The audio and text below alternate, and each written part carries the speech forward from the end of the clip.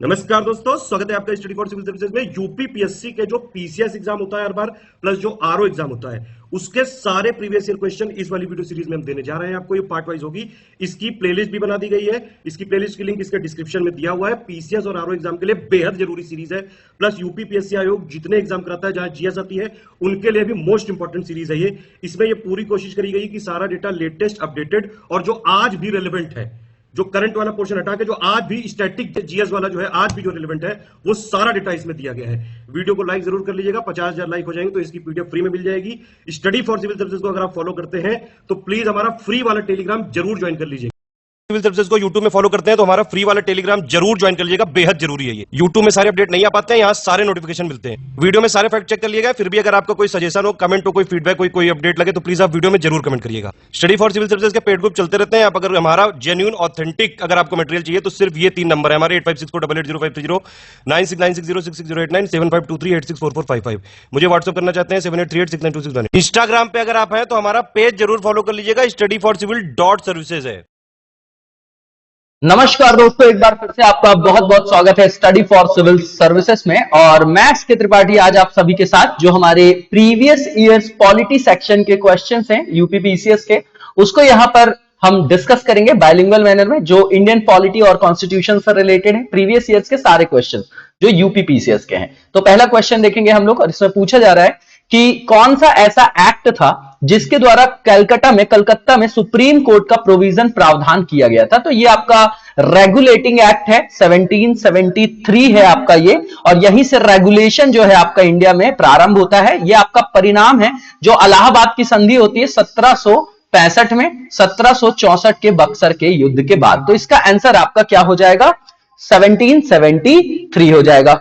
ठीक है, next question देखेंगे। और जो नेक्स्ट वन पूछा जा रहा है, इसमें पूछा जा रहा है आपका कि जो दिया गया है नीचे लिस्ट दी गई है, इसको हमको क्या करना है? मैच द फॉलोइंग करना है। ठीक है, एक तरफ लिखा हुआ है establishment of board of control, मतलब नियंत्रण परिषद की जो स्थापना है, तो ये आपका होता है पिट्स का जो इंडिया एक्ट आता है आपका 1784 का। तो ए का आपका देखिए 2 हो गया, तो 2 ऑप्शन में आपका 2 दिया गया, तो 2 तो आपके एलिमिनेट हो गए।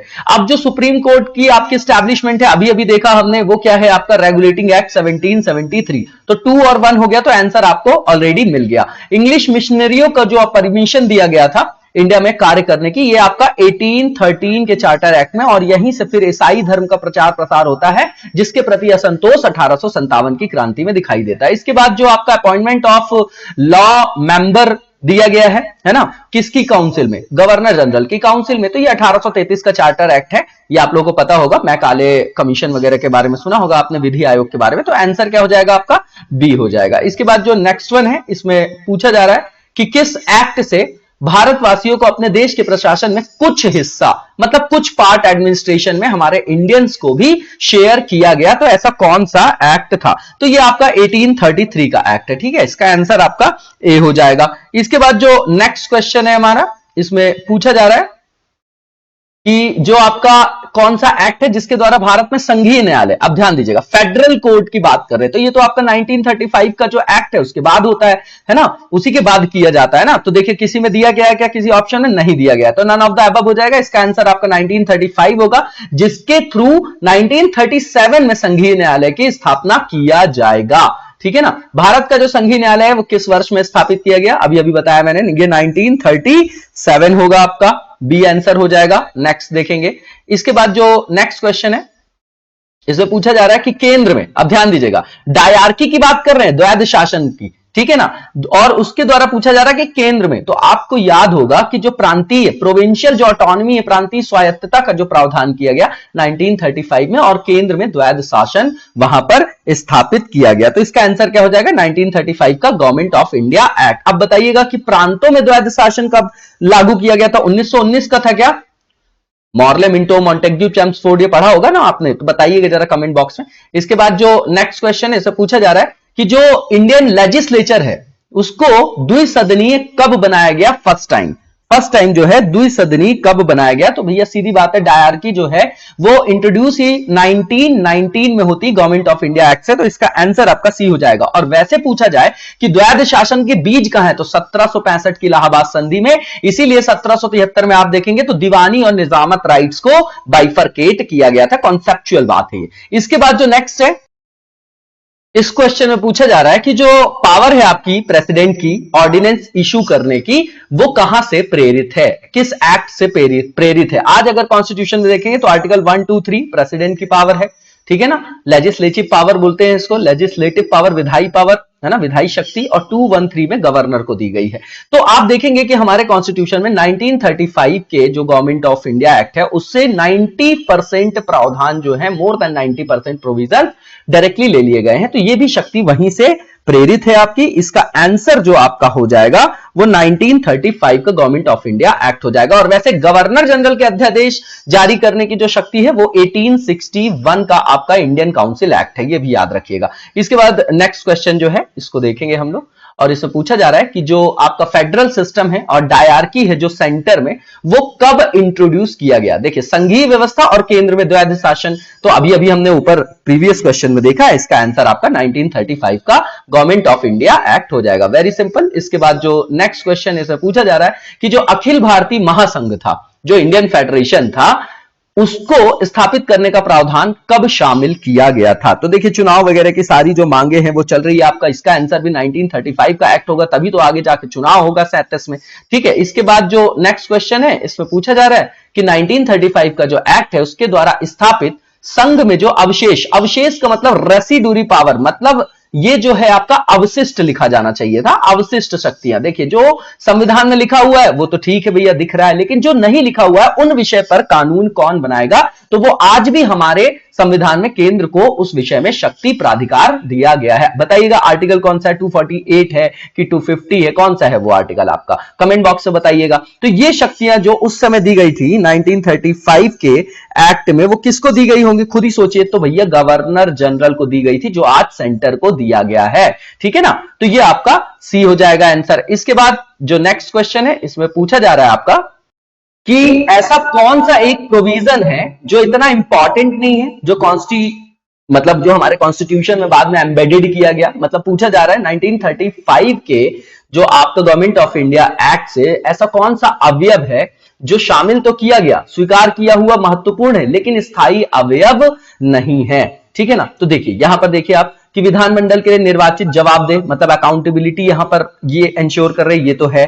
इसके बाद जो संघ की योजना पर विचार, ये भी है। उसके बाद nomination of official members to the legislature, ये भी है। लेकिन written constitution for the country जो है वो उससे संदर्भित नहीं होगा। क्वेश्चन के हिसाब से इसका आंसर आपका ए होगा, ठीक है ना। बिल्कुल कॉन्सेप्चुअल क्वेश्चन है, ये इजी है। इसके बाद जो नेक्स्ट वन है इसमें पूछा जा रहा है कि कौन सा ऐसा एक्ट है जिसके फलस्वरूप जो बर्मा है वो इंडिया से अलग होगा। तो भैया ये 1935 का गवर्नमेंट ऑफ इंडिया एक्ट है। बिल्कुल कंटेक्चुअल क्वेश्चन है आपका ये।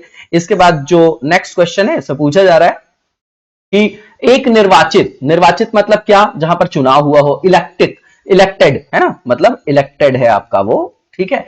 तो वो कॉन्स्टिट्यूएंट असेंबली की बात कर रहे हैं, संविधान सभा की। उसके द्वारा भारत के संविधान का निर्माण करने का प्रस्ताव जो है किया गया था, किसके द्वारा किया गया था ये बताना है। तो भैया ये किया गया था आपका क्रिप्स मिशन के द्वारा। आपको पता है सेकेंड वर्ल्ड वॉर चल रहा है, इसका आंसर जो होगा आपका वो सी होगा।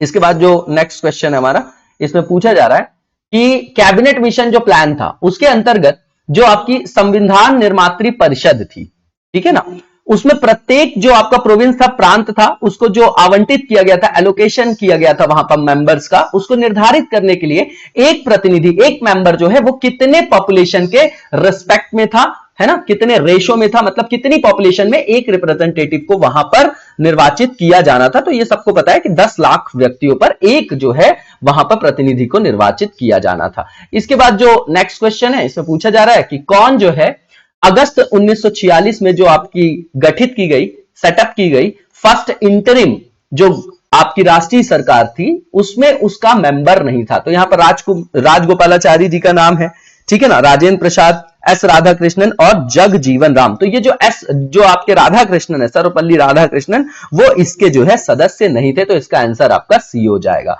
इसके बाद जो नेक्स्ट क्वेश्चन है हमारा, उसमें पूछा जा रहा है कि संविधान सभा में सदस्यों का चुनाव कैसे हुआ, ठीक है ना। तो यहां पर देखिए, ध्यान दीजिएगा, ये प्रांतीय सभाओं के द्वारा हुआ। किससे?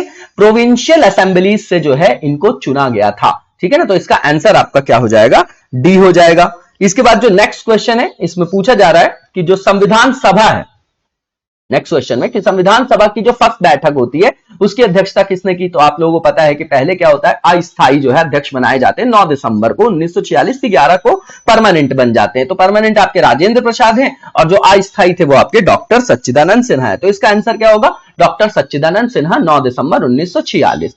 इसके बाद जो नेक्स्ट क्वेश्चन है, इसमें पूछा जा रहा है कि भारतीय जो आपकी संविधान सभा थी, कॉन्स्टिट्यूएंट जो असेंबली थी, उसके उद्घाटन अधिवेशन की अध्यक्षता किसके द्वारा किया गया था? जब उद्घाटन होता है तो भैया किसके द्वारा किया गया था? तो डॉक्टर सच्चिदानंद सिन्हा सबसे वरिष्ठतम में से एक थे वो आपके। इसका भी आंसर आपका क्या हो जाएगा? बी हो जाएगा। इसके बाद जो नेक्स्ट क्वेश्चन है, इसे पूछा जा रहा है कि जो कॉन्स्टिट्यूएंट असेंबली है, भारतीय संविधान सभा जो है आपकी, उसकी स्थापना कब की गई थी? तो 9 दिसंबर 1946, अभी अभी डिस्कस किया हम लोगों ने। इसका आंसर आपका बी हो जाएगा। इसके बाद नेक्स्ट जो क्वेश्चन है, इसमें पूछा जा रहा है कि संविधान सभा का गठन कब हुआ था? तो दिसंबर 1946 में हुआ था। आंसर आपका ए हो जाएगा, ठीक है ना। और ये दिसंबर 1946 कौन सा है आपका? बताइए। 13 दिसंबर है, ठीक है ना। तो इसमें ईयर पूछा है तो आंसर आपका ए हो गया। इसके बाद नेक्स्ट जो है क्वेश्चन, इसमें पूछा जा रहा है कि जो कॉन्स्टिट्यूएंट असेंबली का जो फर्स्ट सेशन हुआ वो कब शुरू हुआ? तो 9 दिसंबर 1946 में हुआ। बी हो जाएगा आंसर। इसके बाद जो नेक्स्ट क्वेश्चन है, इससे पूछा जा रहा है कि संविधान सभा की पहली बैठक कब हुई थी? तो भैया कब हुई थी? सी, फिर से 9 दिसंबर 1946 हो जाएगा। सेम क्वेश्चन है आपका। इसके बाद जो नेक्स्ट क्वेश्चन है, मतलब एक ही क्वेश्चन को 3 बार घुमा घुमा के पूछा, इंपॉर्टेंट फैक्ट है। इसके बाद जो यहां पर लिखा गया है कि जो रिजोल्यूशन था आपका, जो पारित किया जाता है भारत को एक संविधान देने के संदर्भ में, जो प्रस्ताव था आपका, वो संविधान सभा के द्वारा पारित कब किया गया था? तो भैया ये 22 जनवरी 1947 है। क्या है? 1947 है। इसका आंसर आपका बी हो जाएगा। इसके बाद जो नेक्स्ट क्वेश्चन है, इसमें पूछा जा रहा है कि जो संविधान सभा में ऑब्जेक्टिव रिजोल्यूशन था, है ना, उद्देश्य प्रस्ताव, आज की डेट में जो प्रियम्बल देखते हैं, इसीलिए उसके लिए प्रस्तावना शब्द उचित नहीं है मेंस के लिए। वहां पर हमको उद्देश्य का वर्ड का यूज करना चाहिए, क्योंकि जो सारा दर्शन है हमारे किसका? संविधान का जो लक्ष्य है वो वहीं पर परिलक्षित होते हैं। तो जो ऑब्जेक्टिव रिजोल्यूशन था वो किसके द्वारा प्रस्तुत किया गया था? तो जेएलएन के द्वारा, पंडित जवाहरलाल नेहरू। इसका आंसर हो जाएगा। इसके बाद ये किस दिन हुआ था? 13 दिसंबर 1946, याद रखिएगा। इसके बाद जो नेक्स्ट क्वेश्चन है, पूछा जा रहा है कि जो इंडियन कॉन्स्टिट्यूशन है उसके फॉर्मेशन, जब उसका निर्माण किया जा रहा था, उसके संदर्भ में यहां पर स्टेटमेंट है, बताना है कौन सा ट्रू है। पहला ये कि जो रिजोल्यूशन था ऑब्जेक्टिव से रिलेटेड, ऑब्जेक्टिव रिजोल्यूशन जो संविधान सभा के द्वारा क्या कर लिया गया था? एक्सेप्ट कर लिया गया था, संविधान के निर्माण पर उसका असर था। जो पहला आपका क्या है? स्टेटमेंट है। तो ये बिल्कुल ठीक है। दूसरा ये कि जो प्रियम्बल है वो फुलफिल करता है वेरियस इंपॉर्टेंट ऑब्जेक्टिव एम्स, मैंने अभी बताया आपको, बिल्कुल ठीक है। तीसरा ये कि संविधान को भारत के लोगों ने आदेशित किया, बिल्कुल सही बात है। सर्वोच्च शक्ति का प्रावधान, आम जो प्राधिकार है, जो प्राधिकार का स्रोत है वो जनता को ही दिया गया है, उसमें हम भारत के लोग, इसीलिए वहां पर बार बार लिखा गया है। ये भी ठीक है। लास्ट वन ये कि यहां पर हेड ऑफ द स्टेट जो है वो इलेक्टेड होगा पीपल्स के द्वारा डायरेक्टली, है ना, निर्वाचित करते हैं प्रत्यक्ष रूप से। भला है अप्रत्यक्ष निर्वाचन होता है, उससे कंफ्यूज नहीं होना है, लेकिन लोगों के द्वारा ही तो किया जाता है, क्योंकि लोगों के द्वारा चुने हुए प्रतिनिधि वहां पर क्या करते हैं? चुनाव करते हैं, है ना। तो ये गणतंत्र की डेफिनेशन भी होती है ना, ये जो है आपका गणतंत्र की डेफिनेशन भी होती है, लेकिन यहां पर प्रत्यक्ष लिख दिया गया। तो बताइए आप, हमारे यहां क्या राष्ट्रपति का जो चुनाव होता है वो क्या प्रत्यक्ष रूप से होता है? नहीं होता है, वो एक तरीके से अप्रत्यक्ष क्या है? निर्वाचन है। क्योंकि हमारे यहां क्या है? PM plus council of ministers जो है वो एपी सेंटर है, केंद्र बिंदु है सारी शक्तियों का, है ना। राष्ट्रपति जो है नॉमिनल हेड है, नाम मात्र का प्रमुख है, ठीक है ना। तो यहां पर प्रत्यक्ष रूप के कारण गलत हो गया। बाकी चुनती जनता ही है उनको, लेकिन खुद जाके वोट नहीं डालती है। हम प्रधानमंत्री को चुनते डायरेक्टली वोट वहां पर डालते हैं, इसलिए जो प्रत्यक्षता प्रधानमंत्री निर्वाचित होता है, क्योंकि वास्तविक शक्ति का केंद्र प्रधानमंत्री प्लस काउंसिल ऑफ मिनिस्टर है। तो इसका आंसर क्या हो जाएगा? आपका ए हो जाएगा। इसके बाद नेक्स्ट वन देखेंगे। नेक्स्ट जो क्वेश्चन है, इसमें पूछा जा रहा है कि जो इंडियन कॉन्स्टिट्यूशन उसको बनाने हेतु भारतीय सभा, जो ये आपकी संविधान सभा थी, उसके कुल कितने सेशंस जो है वो हुए थे, है ना, कितने सेशंस हुए थे? तो 12 हुए थे। इसका आंसर आपका सी हो जाएगा। इसके बाद जो नेक्स्ट क्वेश्चन है, इसमें पूछा जा रहा है कि संविधान सभा की जो अंतिम बैठक है उसकी सही तिथि बताइए, है ना, सही तिथि बताना है इसमें। तो देखिए ये जो अंतिम बैठक की सही तिथि है वो 24 जनवरी 1950 है। इस दिन बताइए किस किस चीज को अडॉप्ट किया गया था, है ना, जैसे राष्ट्रगान है, झंडा है ना, ये सब चीजें हैं। तो झंडा जुलाई में हुआ कि ये जनवरी में हुआ, ये याद रखना है। भारत के संविधान के निर्माण में संविधान सभा को कितना समय लगा, तो वेरी इंपॉर्टेंट, ये 2 years 11 months और 18 days है ना, बिल्कुल कंटेक्चुअल पार्ट है, लेकिन ये आते हैं रेगुलर स्टेट के एग्जामिनेशंस में। तो ये इसके बाद जो नेक्स्ट क्वेश्चन है, इससे पूछा जा रहा है कि जो आपके जब संविधान बनाया जा रहा था तो उस समय संवैधानिक सलाहकार कौन थे, है ना, कॉन्स्टिट्यूशनल जो आपके एडवाइजर थे वो कौन थे, तो ये आपके BN राव थे, याद रखिएगा, बहुत इंपॉर्टेंट है ये भी क्वेश्चन। इसके बाद जो नेक्स्ट क्वेश्चन है इसमें पूछा जा रहा है कि जो आपका भारतीय संविधान है उसको पूर्ण रूप से तैयार जब किया गया तो वो कौन सी डेट थी आपकी, वो बताना है हमको यहां पर। तो ये आपको 26 नवंबर 1949 है जब हमारा भारतीय संविधान पूर्ण रूप से तैयार हो गया था। लेकिन 26 जनवरी 1930 की डेट आपको याद होगी, रावी नदी के किनारे हमने संकल्प लिया था, इसलिए गणतंत्र लागू हम 26 जनवरी 1930 को करेंगे। तो आंसर आपका बी हो जाएगा इसमें। संविधान सभा की डेट प्रियम्बल में भी देखेंगे 26 नवंबर 1949, है ना, आप देखते होंगे रेगुलर ये डेट। इसके बाद जो नेक्स्ट क्वेश्चन, इससे पूछा जा रहा है कि ऐसा कौन सा एक्ट था जिसके द्वारा ब्रिटिश संसद ने चाय और चीन, ध्यान दीजिएगा, व्यापार के एकाधिकार की समाप्ति होगी, क्योंकि यूरोप में लगातार क्रांतियां हो रही हैं, अमेरिका स्वतंत्र हो चुका है, फ्रांस स्वतंत्र हो चुका है, लोकतंत्र की जो आपका आग है वो पूरे विश्व में यूरोप से निकल के फैल रही है। तो भैया व्यापार का एकाधिकार खत्म होता है, लेकिन कुछ रिस्ट्रिक्शंस के साथ, वो 1813 में। तो चाय और चीन को छोड़ के जो व्यापार का एकाधिकार खत्म होता है वो 1813 का एक्ट है। लेकिन यह पूछा जाए कि पूर्णतः व्यापार का एकाधिकार कब खत्म होता है, तो वो 1833 का एक्ट है ना, यहां चाय और चीन बचा रहता है। तो इसका आंसर जो है आपका वो आपका ए हो जाएगा। इसके बाद जो नेक्स्ट क्वेश्चन है हमारा, इसमें पूछा जा रहा है कि जो आपका भारतीय संविधान है वो लागू कब हुआ, तो भैया लागू करने की तिथि सब आपको पता है, 26 जनवरी 1950 है, क्योंकि इस दिन को ऐतिहासिक बनाना था हमें, ठीक है ना। पूर्ण स्वराज की घोषणा हुई थी 1929 1930, याद होगा आपको। इसके बाद जो भारतीय संविधान है उसको 26 नवंबर 1949 को किसके द्वारा अधिनियमित किया गया, बताइए जरा। तो संविधान सभा के द्वारा अधिनियमित किया गया, इसीलिए तो उसको बनाया गया था। और आत्मार्पित कौन करता है, अंगीकृत कौन करता है, ये बताइएगा कमेंट बॉक्स में। इसके बाद जो नेक्स्ट क्वेश्चन है इसे पूछा जा रहा है कि जो इंडियन कॉन्स्टिट्यूशन है उसको अंगीकृत एवं अधिनियमित किया गया था, कब किया गया था, तो भैया ये आपका 26 नवंबर 1949 और यहां पर संप्रभु जनता को माना गया है। इसका आंसर आपका सी हो जाएगा। इसके बाद जो नेक्स्ट क्वेश्चन है इसमें पूछा जा रहा है कि जो एदर्शन और रीजनिंग का क्वेश्चन है। पहला ये कि भारत का जो संविधान है देश की आवश्यकताओं की पूर्ति करता है, ठीक है ना, जो पहला स्टेटमेंट यहां पर लिखा गया है, तो बताइए ये बिल्कुल ठीक है। हाँ, इसको जो है एक ग्रहित संविधान कहा जाता है ना, मतलब क्या कि जो आपका बहुत सारे देशों से हमने प्रावधानों को लिया है तो अडॉप्टेड संविधान कहा जाता है, ठीक है ना। तो बिल्कुल आवश्यकताओं के संदर्भ में इसको बनाया गया था। दोनों पृथक पृथक तो सही है, लेकिन ये कारण का स्पष्टीकरण नहीं है एक तरीके से, है ना, दोनों जो है अलग अलग है चीजें। तो ये व्याख्या सही नहीं करता, लेकिन दोनों स्टेटमेंट जो है इंडिविजुअल रूप से सही है ना। तो इसका आंसर आपका बी हो जाएगा। इसके बाद जो नेक्स्ट क्वेश्चन है इसमें पूछा जा रहा है कि निम्नलिखित में से किसने यह सुझाव दिया था कि जब भारत स्वतंत्र हो जाए तो जो इंडियन नेशनल कांग्रेस है उसको पॉलिटिकल पार्टी के रूप में भंग कर देना चाहिए, डिसबैंड कर देना चाहिए। तो ये हमारे महात्मा गांधी जी का विचार था, है ना। लेकिन अब तो वो मेन डोमेन बना हुआ है, मतलब पॉलिटिकल सिस्टम का एपिसेंटर ही बना रहा, लगातार राज किया है कांग्रेस ने।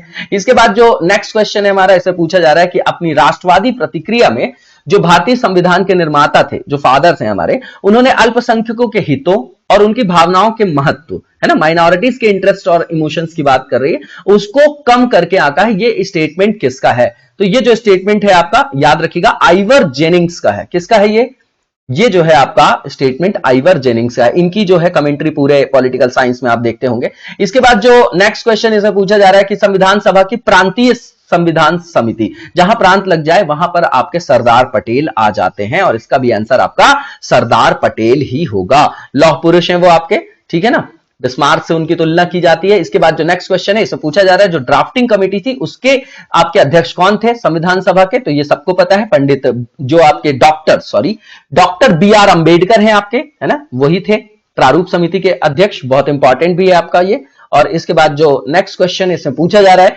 कि कौन जो है संविधान प्रारूप समिति के अध्यक्ष थे, है ना, संविधान प्रारूप समिति याद रखिएगा, ठीक है ना, यहां पर लिखा गया है, ठीक है, तो ये जो है आपका एन गोपाला स्वामी और अल्लादी कृष्णा स्वामी अय्यर आएंगे। इसका आंसर आपका ए और सी होना चाहिए। जेएल नेहरू नहीं है, जेएलएन नहीं है और सरदार पटेल भी नहीं। इसका आंसर आपका क्या होगा?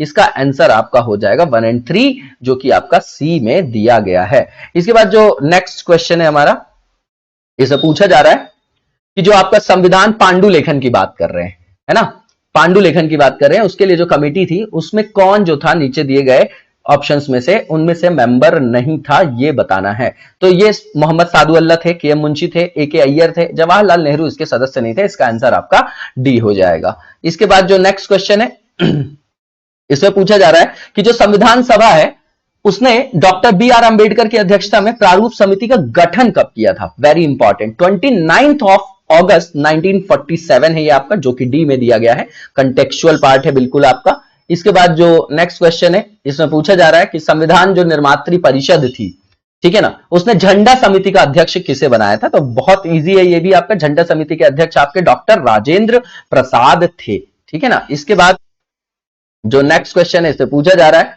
कि भारत के संविधान में जो उद्देशिका का विचार है, प्रियम्बल का, वो देश के किस कंट्री के संविधान से लिया गया है ना, किस? तो ये देखिए, प्रस्तावना का विचार जो है, विचार की बात किया जा रहा है, थॉट की। तो अगर थॉट की बात करें तो वो आपका यूएसए है ना, इसका आंसर यूएसए होगा।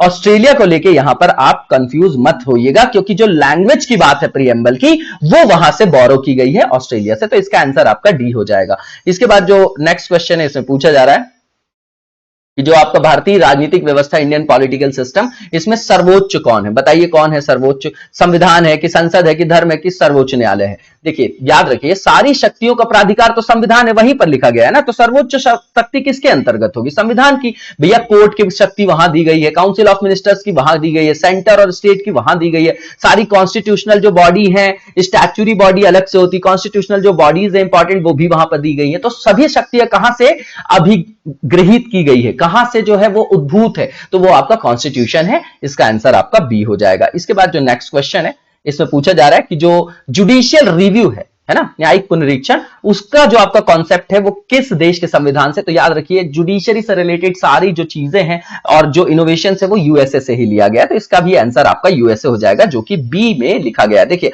आर्टिकल जो है आपका 13 वो भी जुडिशियल रिव्यू का उदाहरण है, 32 भी उदाहरण है आपका, है ना, 226 भी है, जहां पर रिव्यू करती है गवर्नमेंट किसी भी निर्णय को, उसको जुडिशियल रिव्यू बोला जाता है। न्यायिक पुनर्विलोकन की व्यवस्था कहां से ली गई है? सेम थिंग है, ये भी आपका क्या आ जाएगा इसका, ये आपका देखिए, अब ध्यान दीजिएगा कि यूएसए ही होगा इसका भी, इसमें कोई डाउट तो नहीं आप लोगों को, ठीक है ना। न्यायिक पुनर्विलोकन दोनों एक चीज है ना, जुडिशियल रिव्यू, ठीक है। तो ये जो है आपका यूएसए है ना की व्यवस्था कहां की है? तो ये आपकी यूएसए की है ना। और भारत भी लिखा गया है। तो ये पूछा जा रहा है कि कहां पर ये है, तो दोनों आंसर है आपका इंडिया एंड यूएसए। इसका आंसर आपका सी हो जाएगा, ठीक है ना। यूएसए से लिया है इंडिया ने, है ना, और इंडिया में भी है। इसके बाद जो नेक्स्ट क्वेश्चन है इससे पूछा जा रहा है कि जो संघात्मक व्यवस्था है, देखिए हमेशा ना इसको इंग्लिश में देखा करिए, फेडरल और यूनियन वर्ड होता है। यूनियन का मतलब जो है जहां पर सेंटर का जो मतलब जो शक्ति का झुकाव है, सेपरेशन ऑफ पावर पढ़ते होंगे, तो पावर का जो झुकाव है वो किधर ज्यादा है? वो सेंटर की तरफ। तो यूनियन बोलते हैं, कनाडा वाला मॉडल है जो हमने अडॉप्ट किया, जहां पर राज्यों को जो है ज्यादा शक्ति, जैसे यूएसए है, परफेक्ट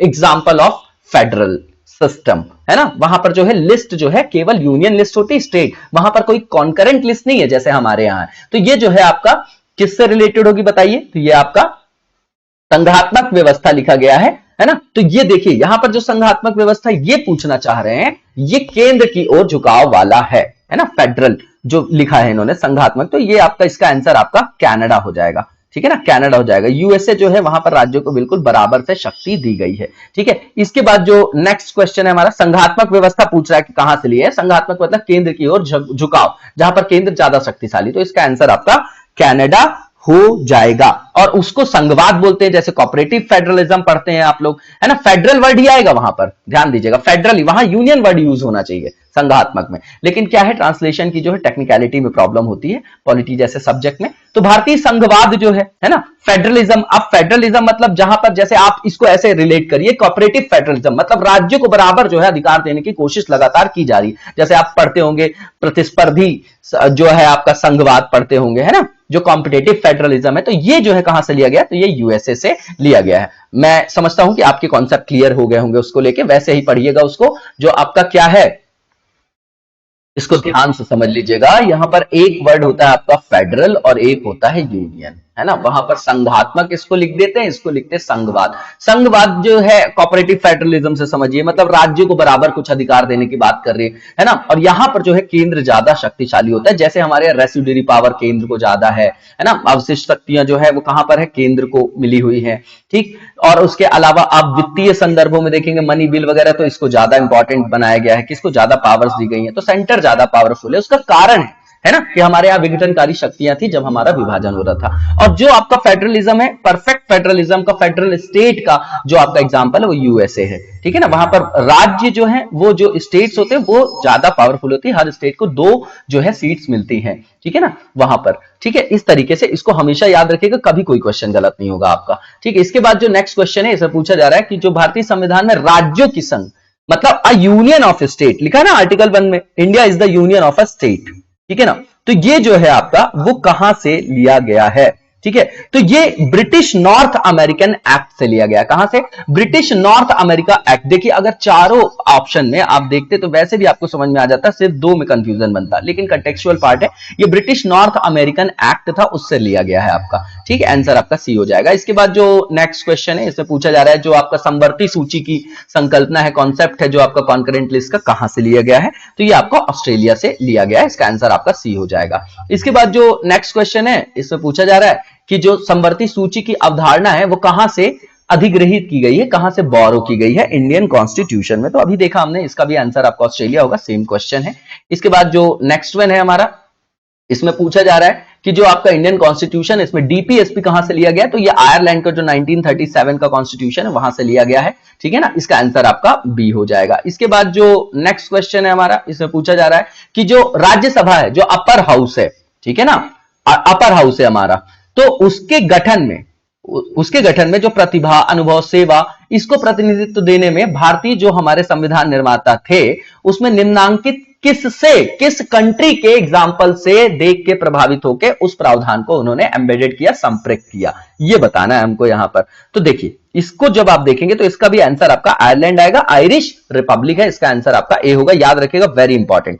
इसके बाद जो नेक्स्ट वन है, इसमें पूछा जा रहा है कि जो आपका एक तरफ आपके कॉन्स्टिट्यूशनल प्रोविजन है, एक तरफ स्रोत दिए गए हैं, मैच द फॉलोइंग कर दीजिए। अब रूल ऑफ लॉ कहां से लिया गया, और विधि द्वारा स्थापित प्रक्रिया, 2 चीजें हैं यहां पर, ठीक है ना। एक इंग्लैंड भी लिखा है, जापान भी लिखा है। अब याद रखिएगा, जो विधि द्वारा स्थापित प्रक्रिया है, आप 1978 में मानेका गांधी से इसका मूर्त रूप भी देखते हैं, ठीक है ना। तो विधि का शासन मतलब किसी राजा का शासन नहीं होगा, विधि का होगा, इसीलिए तो संविधान का शासन है हमारे लिए। तो ये ए का 2 हो जाएगा, जो आपका ब्रिटेन है, जिसको इंग्लैंड लिखा है इन्होंने। तो सिर्फ 2 ऑप्शन में है, 2 आप एलिमिनेट कर दीजिए। उसके बाद जो विधि द्वारा स्थापित प्रक्रिया है आपकी, वो जो है आपका किससे लिया गया है, तो वो जापान से लिया गया है, ठीक है ना। वो कहां से लिया, जापान से लिया गया कि ऑस्ट्रेलिया से लिया गया, आप खुद ही बताइए। विधि द्वारा जो आपका स्थापित प्रक्रिया, तो इसका आंसर आपका डी हो जाएगा, है ना, बिल्कुल सिंपल है। इसके बाद जो नेक्स्ट क्वेश्चन है, इससे पूछा जा रहा है कि एजर्शन और रीजनिंग है। एक तरफ की भारत का जो कॉन्स्टिट्यूशन है वो सबसे अधिक लंबा हो गया है, मतलब लॉन्गेस्ट वन हो गया, बृहत्तम जिसको आप बोलते हैं। इसके बाद दूसरा लिखा गया है कि जो चैप्टर है फंडामेंटल राइट्स का, वो अमेरिकन जो आपका कॉन्स्टिट्यूशन है वहां से वो क्या है आपका प्रेरित है, वहां से लिया गया है, उसके मॉडल से लिया गया है। बिल्कुल ठीक बात है। फंडामेंटल राइट्स आपको पता होगा, मानवाधिकार जो आपका संयुक्त घोषणा पत्र भी था, चार्टर भी आएगा आपका, मैग्ना कार्टा भी बोलते हैं उसको। तो दोनों जो है पृथक पृथक, ये आपके कथन सही है, लेकिन व्याख्या सही नहीं है। व्याख्या बिल्कुल जो है वो अलग हटके है दोनों की, दोनों संदर्भित ही नहीं है। तो आंसर आपका बी हो जाएगा कि भैया व्याख्या सही नहीं है, बाकी दोनों जो स्टेटमेंट है वो आपके ट्रू हैं। इसके बाद जो स्टेटमेंट और जो आपका क्या है, असर्शन और रीजनिंग, दोनों जो है आपके ट्रू हैं, इंडिविजुअल, आंसर बी हो जाएगा। इसके बाद जो नेक्स्ट क्वेश्चन है कि इंडियन कॉन्स्टिट्यूशन में जो आपका फंडामेंटल राइट्स है, उसको जो एम्बेडेड किया गया है, इनकॉर्पोरेट किया गया है, वो किस कॉन्स्टिट्यूशन से ग्रहण किया गया है, तो ये अभी देखा हमने, ये संयुक्त राज्य अमेरिका होगा, यूनाइटेड स्टेट्स ऑफ अमेरिका होगा, ठीक है ना। इसके बाद जो नेक्स्ट क्वेश्चन इससे पूछा जा रहा है कि भारतीय संविधान का ऐसा कौन सा आर्टिकल है जिसमें अखिल भारतीय सेवाओं का प्रावधान किया गया है, तो यह आर्टिकल 312 है। कौन सा आर्टिकल है, आर्टिकल 312 है। सी आर्टिकल 315 में जो है आयोगों की बात की गई है, ठीक है ना। इसके बाद जो नेक्स्ट क्वेश्चन, उन्मुक्तियों की बात देख लीजिएगा किस आर्टिकल में, बताइएगा कमेंट बॉक्स में। इसके बाद जो नेक्स्ट क्वेश्चन है, इसमें हमको क्या बताना है कि कौन सा जो है सही मैच नहीं है। पहला ये कि इक्वल जस्टिस और फ्री लीगल एड, जो आप नालसा देखते हैं, जो अधिनियम आएगा आपका 87 में, इसमें जो आप देख 86-87 में, ये जो है आपका आर्टिकल 39A है क्या? ये बिल्कुल ठीक है ये आपका। उसके बाद 40 आर्टिकल 40 डीपीएसपी है, ये सब आपका, ये आपका पीआरआई से रिलेटेड है, ग्राम पंचायत से, बिल्कुल ठीक बात है। कॉमन सिविल कोड की बात करें तो आर्टिकल 44 है, और न्यायपालिका का कार्यपालिका से पृथक्करण 48 लिख दिए हैं, जबकि ये पशुपालन वगैरह से एनवायरमेंटल एस्पेक्ट है यहां पर। और ये जो न्यायपालिका का कार्यपालिका से पृथक्करण है, जिसमें एनजेएसी को स्क्रैप किया था सुप्रीम कोर्ट ने, यही ग्राउंड देके ये आपका आर्टिकल 50 है। तो इसका आंसर आपका डी हो जाएगा, क्योंकि गलत बताना था, है ना, यहां 50 होना चाहिए था। इसके बाद जो नेक्स्ट क्वेश्चन है, इसे पूछा जा रहा है कि जो आपका यहां पर दिया गया है लिस्ट 1 लिस्ट 2, इसको क्या करना है हमको सुमेलित करना। आर्टिकल 14 क्या है आपका, खुद बताइए। तो ये क्या, जहां से समानता का अधिकार चालू होता है वो आपका 14 से 18 है, स्वतंत्रता फिर 19 से 22 है। 24 क्या है, एक्सप्लॉइटेशन के विरुद्ध अधिकार है। 25 से 28 क्या है, धार्मिक स्वतंत्रता की बात करते हैं, ठीक है ना। 29-30 किससे रिलेटेड है, माइनॉरिटीज से। और 32 किससे रिलेटेड है, जो आपका संवैधानिक रक्षोपाय है, जिसको कॉन्स्टिट्यूशनल रेमिडीज बोलते हैं, संवैधानिक उपचार बोलते हैं, रिट जारी करने की शक्ति, है ना। तो ये 14 क्या हो गया आपका, 3 हो जाएगा ए का। आर्टिकल 36 की बात करेंगे अगर, तो वो किससे रिलेटेड, नीति निदेशक तत्व के बारे में बताया गया, राज्य की भी डेफिनेशन है। 74 जो है काउंसिल ऑफ मिनिस्टर से रिलेटेड है, और जो आपका कॉन्स्टिट्यूशनल अमेंडमेंट की बात है, जहां 3 तरीके के संशोधनों की बात है, वो आपकी संशोधन प्रक्रिया आर्टिकल 368 में दी गई। आप लगा लीजिए, उसी हिसाब से आप अरेंज कर लीजिए। तो ए का आपका 3 हो गया, एक ही ऑप्शन में था, वैसे भी आंसर मिल जाता आपको, जो कि आपका डी से संदर्भित है ना, खुद मिला लीजिएगा आप। इसके बाद जो नेक्स्ट क्वेश्चन है, इसमें पूछा जा रहा है कि जो आपका मैच द फॉलोइंग करना है। फिर से एक तरफ लिखा गया है to admit new state by law, है ना, मतलब नए राज्य को शामिल करना। तो ये कहां पर बात है इसकी, ये आर्टिकल 2 में इसकी बात की गई है। तो एक आपका 2 हो गया। देखिए एक ही ऑप्शन से ये ऐसे क्वेश्चन सॉल्व हो जाएंगे ना, जो थोड़ा भी ज्यादा क्लिष्ट होंगे। समता का अधिकार, ये कहां पर है आपका, विधि के समक्ष समता और विधि का समान संरक्षण, ये आर्टिकल 14 में लिखा गया है। क्या लिखा गया है, बिल्कुल। तो ये आपका 1 हो जाएगा, है ना। अब देखते चलिए आप 2-1। इसके बाद गिरफ्तारी निरोध से संरक्षण जो है आपका, वो किससे संदर्भित है, तो भैया आर्टिकल 22 से है। जबकि डबल जियोपार्डी जो है ना, वो आपका आर्टिकल 20 में है। राष्ट्रपति का विधेयक को जो अनुमति देना है, जहां से वीटो की शक्ति वहीं से आती, जहां अनुमति देने का अधिकार है वहीं पर अनुमति रोकने का भी अधिकार है। तो 111 है आपका, वो डी का 3 हो जाएगा। तो आंसर आपका बी हो जाएगा। इसके बाद नेक्स्ट क्वेश्चन जो है, इसमें पूछा जा रहा है कि फिर से मैच द फॉलोइंग करना आर्टिकल के संदर्भ में। अब देखिए आर्टिकल 54 की, राष्ट्रपति से रिलेटेड है, ये सबको पता है। आर्टिकल 75 प्रधानमंत्री प्लस काउंसिल ऑफ मिनिस्टर्स है, तो बी का 2 हो गया। देखिए 2 ऑप्शन में है, ठीक है ना। और 54 की बात करें तो राष्ट्रपति से रिलेटेड है और एक ही है आपका आर्टिकल, तो election of president of India हो जाएगा, वो आपका हो जाएगा। इसके बाद 155 किससे रिलेटेड है, तो राज्य के राज्यपाल की नियुक्ति से संदर्भित है। और कैग से रिलेटेड 148 है, आंसर आपका ए हो जाएगा। इसके बाद नेक्स्ट वन देखेंगे, इसमें पूछा जा रहा है कि जो फिर से आपको क्या करना है यहां पर आर्टिकल के संदर्भ में, match the following. Constitutional amendment अभी बात की हमने, 368 है। फाइनेंस कमीशन आर्टिकल 280 है। वित्तीय आपात कहां पर है, आर्टिकल 360 में। 352 में नेशनल इमरजेंसी है। 356 में आपका स्टेट में जो आपका राष्ट्रपति शासन लगाया जाता है संवैधानिक तंत्र की विफलता पर, आर्टिकल 355 और 365 के आधार पर। तो ये क्या हो जाएगा, वित्तीय आपात 360। अखिल भारतीय सेवाएं अभी देखा हमने, वो क्या है, आर्टिकल 312। तो डी का देखिए 2 कहां पर दिया गया है, 2 में दिया गया है। और ए का जो है आपका 4 कहां दिया गया है, तो सिर्फ एक ही में दिया गया है। तो आपका आंसर वैसे भी बी हो जाएगा, ठीक है ना। इसके बाद नेक्स्ट वन देखेंगे हम लोग, और इसमें पूछा जा रहा है आपका कि जो फिर से संस्थान दिए गए हैं, एक तरफ अनुच्छेद दिए गए, मतलब जो इंस्टीट्यूशंस है उसके बारे में। कैग 148 है, वित्त आयोग 280 है। और ये जो एडमिनिस्ट्रेटिव ट्रिब्यूनल की बात कर रहे हैं, ये आर्टिकल 323A है। आर्टिकल 323 देखेंगे, वहां पर ट्रिब्यूनल्स की बात की गई है। तो ए में जो है आपका एडमिनिस्ट्रेटिव ट्रिब्यूनल है, और इसको छोड़ के बचे हुए सारे, चाहे एनवायरमेंट से रिलेटेड हो या किसी और से, तो वो आपका आर्टिकल 323 सब क्लॉज बी में है। संघ लोक सेवा आयोग की बात करें तो मैंने बताया था, आयोगों की चर्चा जो है, राज्य लोक सेवा आयोग की भी चर्चा फिर आर्टिकल 315 में किया जाता है, ठीक है। तो इस हिसाब से लगा लीजिएगा, ए का 3 है और लास्ट का 1 है, ए का 3 है लास्ट का 1 है, दोनों में है।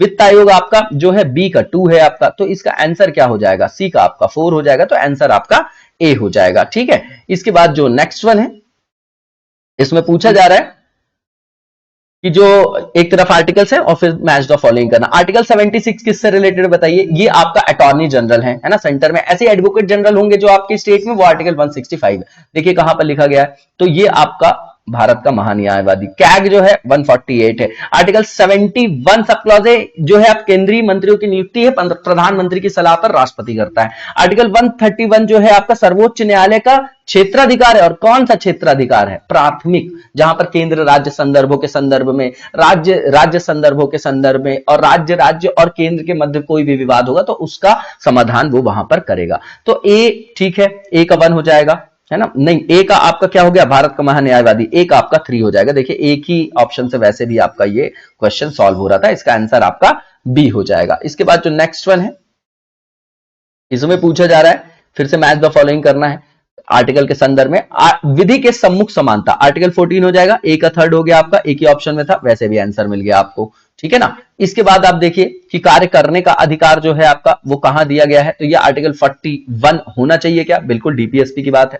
कार्य करने के लिए सही और मानवीय स्थिति की बात करें तो जस्ट उसके आगे वाला आर्टिकल 42 है आपका। बच्चों के लिए मुफ्त और जो आपकी निःशुल्क शिक्षा जो अनिवार्य है, फ्री और कंपलसरी एजुकेशन, ये आर्टिकल 45 में बात की गई थी। फिर बाद में उसी को मूर्त रूप देने के लिए 86 अमेंडमेंट लाके 21 आर्टिकल के अंतर्गत सब क्लॉज ए में उसको रखा जाता है, ठीक है ना? सर्व शिक्षा अभियान वगैरह आप देख रहे होंगे। इसके बाद जो नेक्स्ट क्वेश्चन है इसमें पूछा जा रहा है, जो इंडियन कॉन्स्टिट्यूशन है इसमें जो शेड्यूल्स है उनमें से कौन सी एक शेड्यूल है जो राज्य के नामों की सूची और उनके राज्य क्षेत्र का ब्यौरा देती है? तो बताइए ये होनी कौन सी सही चाहिए आपकी है? तो ये पहली ही अनुसूची होगी जिसमें देश और देश राज्यों से मिलकर बना है हमारा संघ, तो राज्यों के बारे में चर्चा होगी, कितने राज्य, कितने जो है उनकी सूची क्या है, केंद्र शासित प्रदेश कितने हैं, तो ये आपका जो है ए हो जाएगा। पहली जो अनुसूची है उसमें इसकी चर्चा की गई है। इसके बाद जो नेक्स्ट वन है इसमें पूछा जा रहा है, चौथी अनुसूची में क्या है आपके इंडियन कॉन्स्टिट्यूशन में, 4th शेड्यूल में, तो ये राज्यसभा के स्थानों के आवंटन की बात वहां पर किया गया है कि राज्यसभा में जो सीट्स है उनका एलोकेशन कैसे किया जाएगा काउंसिल ऑफ स्टेट्स में, तो आंसर ए हो जाएगा। इसके बाद जो नेक्स्ट वन है हमारा, इसमें पूछा जा रहा है कि जो तीसरी अनुसूची है उसमें क्या है, तो वहां पर जो मंत्री हैं उनकी शपथ वपथ की चर्चा की गई होगी, है ना? तो देख लेते हैं, संघ के मंत्री के लिए पद की शपथ का प्रारूप, पद के शपथ का प्रारूप, बिल्कुल ठीक है। दूसरा जो है सुप्रीम कोर्ट के जो चीफ जस्टिस है उनके द्वारा लिए जाने वाले शपथ का प्रारूप, ये भी है वहां पर। भारत के राष्ट्रपति के लिए पद की शपथ का प्रारूप ये नहीं है, क्योंकि ये आपका आर्टिकल में, बताइएगा जरा किस आर्टिकल में, 59 में है कि 60 में है ना? शपथ की बात की गई है ना कॉन्स्टिट्यूशन में, आर्टिकल देखिएगा, कमेंट बॉक्स में बताइए। ये नहीं होगा, 3 को आप एलिमिनेट कर देते तो वैसे भी आंसर मिल जाता आपका सी। लास्ट वन जो संसद के सदस्य किस तरीके से शपथ लेंगे उसका भी जो है वहां पर क्या है, ड्राफ्ट है, वहां पर प्रारूप है, तो आंसर आपका सी हो जाएगा। अच्छा क्वेश्चन था ये आपका। इसके बाद जो नेक्स्ट क्वेश्चन है इससे पूछा जा रहा है फिर से कि जो अनुसूची उस संदर्भ में इसको मैच द फॉलोइंग करिए। देखिए 4th जो है आपका राज्यसभा से रिलेटेड है, 6th जो है आपका वो ट्राइबल एरिया से, 5th और 6th दोनों जो है आपका जनजातीय क्षेत्रों के प्रशासन से संदर्भित है। तो असम, मेघालय, त्रिपुरा, मिजोरम जो है 6वें में, इसको छोड़ दीजिए। तो जो पेशा एक्ट वाली बाकी जो जनजातीय क्षेत्र हैं वो 5th शेड्यूल में है।